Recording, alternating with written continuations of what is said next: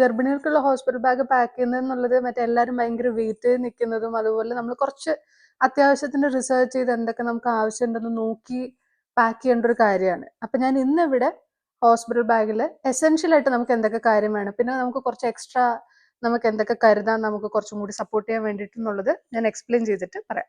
അപ്പം ഫസ്റ്റ് ഞാൻ കാണിക്കാൻ പോകുന്ന ബേസിക് ടോയ്ലറ്ററീസ് ആണ്.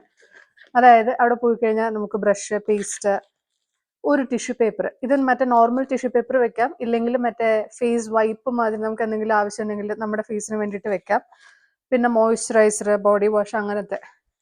പിന്നെ നമുക്ക് വേണ്ടത് അത്യാവശ്യം ഫോട്ടോ ഒക്കെ എടുക്കുമ്പോൾ കുറച്ച് വൃത്തി വേണമെന്നുണ്ടെങ്കിൽ നമ്മളുടെ ബേസിക് ആയിട്ടുള്ള എന്തെങ്കിലും കൺമഷിയോ ലിപ്സ്റ്റിക്കോ അങ്ങനത്തെ എന്തെങ്കിലും വേണമെങ്കിൽ അതും.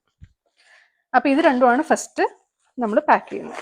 അതുപോലെ ഹെയർ ബ്രഷ്, ഇത് ഭയങ്കര അത്യാവശ്യമുള്ള സാധനമാണ്. ഞാൻ എൻ്റെ ഫ്രണ്ട്സും കുറേ പേര് എൻ്റെ അടുത്ത് പറഞ്ഞിട്ടുണ്ട്. കാരണം എന്ന് വെച്ചാൽ നമ്മൾ ഡെലിവറി ടൈമിൽ നമ്മൾ നോക്കില്ല, പക്ഷെ ഭയങ്കര അത്യാവശ്യമായിട്ടുള്ള കാര്യമാണ് ഹെയർ ബ്രഷും അതുപോലെ ഹെയർ ബാൻഡും. ആവശ്യത്തിന് എടുത്ത് വെക്കുക ഹെയർ ബാൻഡ്, കാരണം ഇഷ്ടം പോലെ നമുക്ക് വേണ്ടി വരും. അടുത്തത് വേണ്ടത് സ്ലിപ്പേഴ്സ് ആണ്. അപ്പം ഞാൻ ഇവിടെ ബാത്റൂം സ്ലിപ്പർ പോലത്തെ ഒരെണ്ണമാണ് എടുത്തിട്ടുള്ളത്. അപ്പം നമ്മൾ യൂഷ്വലി റൂമിനുള്ളിലൊക്കെ നമുക്ക് ഈ സ്ലിപ്പർ മതിയാവും, കുളിക്കാനും ഇതിനൊക്കെ വേണ്ടിയിട്ട് ഒരു ബാത്റൂം സ്ലിപ്പർ ഞാൻ എടുത്ത് വെച്ചിട്ടുണ്ട്. ഇനി അടുത്തത് നമുക്ക് റൂമിൽ ഇടാൻ വേണ്ടിയിട്ട്, ഡെലിവറി ടൈമിനൊക്കെ ഇടാനും അല്ല റൂമിൽ അതിനുശേഷം ഇടാൻ വേണ്ടിയിട്ട് കുറച്ച് കംഫർട്ടബിൾ ആയിട്ടുള്ള നൈറ്റ് ഗൗൺസും ഒരു സെറ്റ് പജാമ എടുത്ത് വെച്ചിട്ടുണ്ട്. അപ്പം യൂഷ്വലി ഇവിടെയൊക്കെ 3 days ആണ് ഹോസ്പിറ്റൽ സ്റ്റേ പറയണത്. അപ്പം ഞാനൊരു 3 ജോഡി എടുത്ത് വെച്ചിട്ടുണ്ട് എന്തെങ്കിലും ആവശ്യത്തിന് വേണ്ടിയിട്ട്. അപ്പം ഇനി അടുത്തത് കംപ്രഷൻ സോക്സ് ആണ്. ഇത് ഞാൻ ഓൾറെഡി ഒരു വീഡിയോയിൽ പറഞ്ഞിട്ടുണ്ട്. ഇപ്പം ഡെലിവറി കഴിഞ്ഞിട്ട് ചിലർക്ക് അതിന് മുന്നത്തെക്കാട്ടിലും കൂടുതൽ സ്വെല്ലിങ് കാലിൽ വരാൻ ചാൻസ് ഉണ്ട്. അപ്പം ബ്ലഡ് ഫ്ലോ റെഗുലേറ്റ് ചെയ്യാൻ വേണ്ടിയിട്ടും സ്വെല്ലിങ് കുറയ്ക്കാൻ വേണ്ടിയിട്ട് ഹെൽപ്പ് ചെയ്യാനാണ് ഈ കംപ്രഷൻ സോക്സ് എടുത്ത് വെക്കുന്നത്. അപ്പം ഇനി അടുത്ത് പിള്ളേരുടെ ഡ്രസ്സാണ്. അപ്പം നമ്മുടെ നാട്ടിൽ കുറച്ച് എക്സ്ട്രാ സാധനം വേണ്ടി വരും. അപ്പം എൻ്റെ ഫ്രണ്ട്സ് ഒക്കെ പറഞ്ഞിട്ടുള്ള നമ്മൾ തന്നെ നമ്മുടെ കുട്ടികൾക്ക് വേണ്ടിയിട്ടുള്ള സാധനം ഡ്രസ്സാണെങ്കിലും സ്വാഡൽ ക്ലോത്ത്, ഡയപ്പർ, ഇതൊക്കെ നമ്മൾ തന്നെ കൊണ്ടുപോകണം. പക്ഷെ ഇവിടെ നമ്മൾ തിരിച്ച് വീട്ടിലേക്ക് പോകുമ്പോൾ ഉള്ള ഡ്രസ്സ് മാത്രം എടുത്താൽ മതി എന്നാണ് യൂഷ്വലി പറയുന്നത്.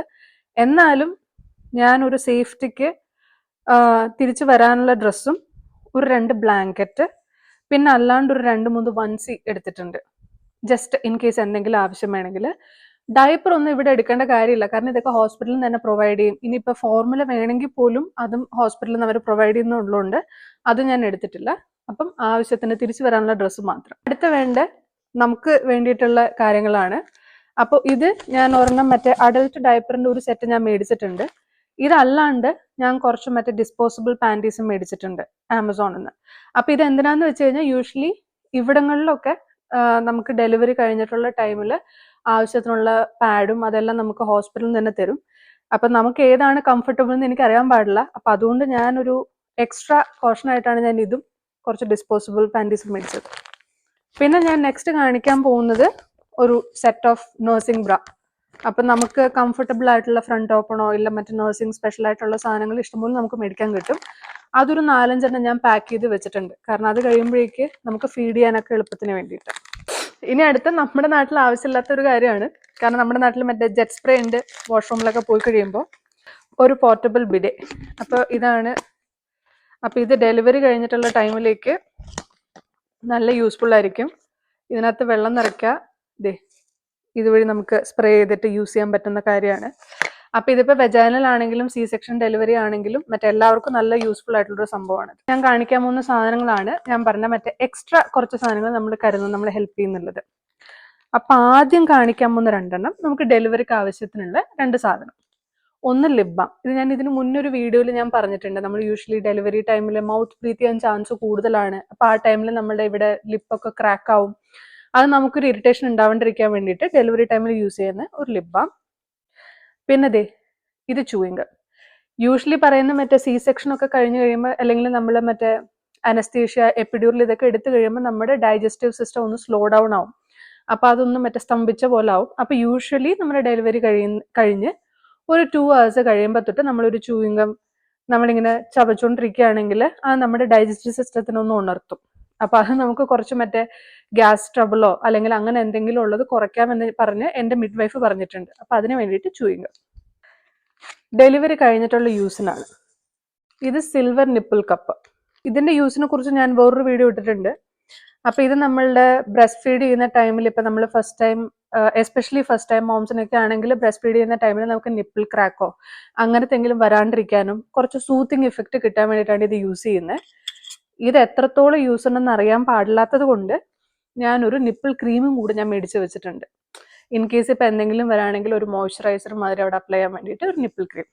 അപ്പം ഞാൻ അടുത്ത് കാണിക്കാൻ പോകുന്ന 2 സാധനം നമുക്ക് വേണ്ടിയിട്ടുള്ളതാണ് പോസ്റ്റ്പാർട്ടം, നമ്മൾ ഡെലിവറി കഴിഞ്ഞിട്ട്, എസ്പെഷ്യലി വെജൈനൽ ഡെലിവറി കഴിഞ്ഞിട്ടുള്ളവർക്ക്. ഇപ്പം നമുക്ക് താഴത്ത് സ്റ്റിച്ചോ അങ്ങനെ എന്തെങ്കിലും ഉണ്ടെങ്കിൽ ഇതൊരു നമ്മിങ് സ്പ്രേ ആണ്. അപ്പം ഇത് നമുക്ക് നമ്മൾ പാഡ് വെക്കുന്ന ടൈമിൽ അതിൻ്റെ മേലെയോ ഇല്ല നമുക്ക് ഡയറക്റ്റ് സ്റ്റിച്ചിലും നമുക്കിത് സ്പ്രേ ചെയ്യാവുന്നതാണ്. അപ്പം ഇത് സ്പ്രേ ചെയ്യുമ്പോൾ നമുക്ക് കുറച്ചൊരു കൂളിംഗ് എഫക്റ്റും മറ്റേ കുറച്ച് നമ്മിങ് എഫക്റ്റ് കിട്ടും. അപ്പോൾ പെയിൻ നമുക്ക് നന്നായിട്ട് കുറയ്ക്കാം, സ്വെല്ലിങ്ങും കുറയ്ക്കും ഇത്.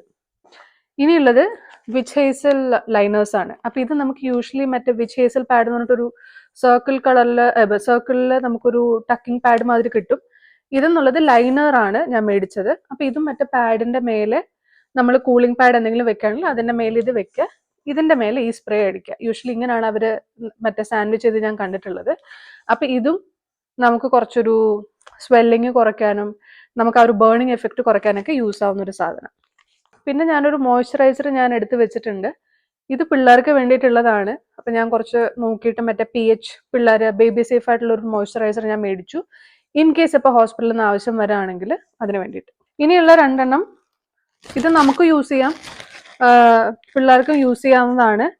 അപ്പം ഇത് നിങ്ങൾ ഹോസ്പിറ്റലിലൊക്കെ കണ്ടിട്ടുണ്ടാവും യൂഷ്വലി മറ്റേ ഡിസ്പോസിബിൾ ചേഞ്ചിങ് പാഡ് എന്ന് പറയും.